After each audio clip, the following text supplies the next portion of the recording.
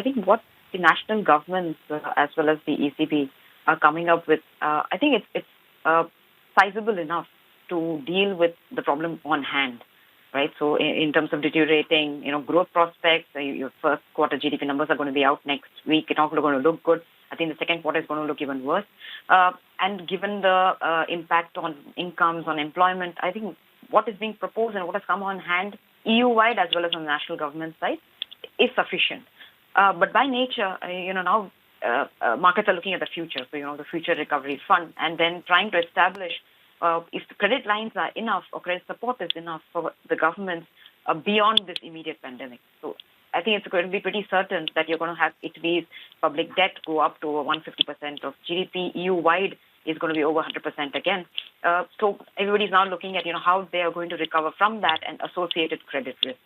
I'm not very confident that, the Corona bond, the Euro bond, as well as this recovery fund, I think is certainly going to take a more medium-term kind of approach rather than having public funds being, assured as of right now. But certainly I think it's a good sign that by the fourth meeting of the EU leaders, they are able to establish the need for it. But certainly whether this takes shape, I'm not very confident that's going to happen in the immediate term. I would think that later in the second half or 2021 will be more like it when growth starts coming back, hopefully. And what does the new EU budget look like, in your opinion? Of course, we're still waiting for a number of those details to come out. Matt, we did speak about this a couple of months back when the EU leaders were actually getting together to discuss the EU budget.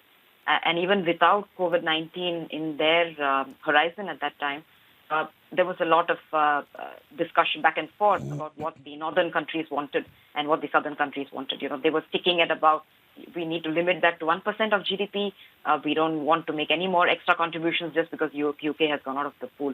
I do think at this point, I think if we have any need for the EU recovery fund, part of it is going to come from the new EU budget, which then suggests that 1% threshold might go up to 2% of GDP, which again will mean that there will be a more burden on the northern countries, which contribute much more as a percentage of GDP.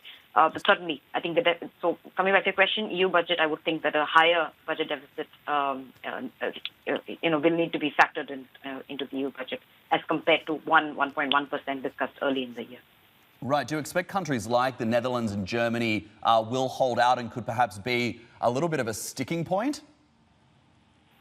Yes. I mean, I think that disagreement comes up on various fronts, right? So EU budget was the first one, and now we are into COVID-19, and where it's actually nobody's fault that, this kind of a pandemic has caught people off guard.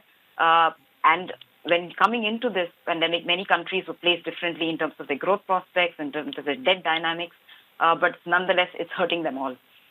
So I think the immediate attention should be on, rightfully so, and you already have those ESM lines that have been increased. You've got the short-term employment prospects. So about 500 billion euros worth of backstop option is already available. But certainly, I think the northern countries would be a lot more averse to committing to anything that which requires them to give out much more at this time when they also are facing a lot of headwinds at home on the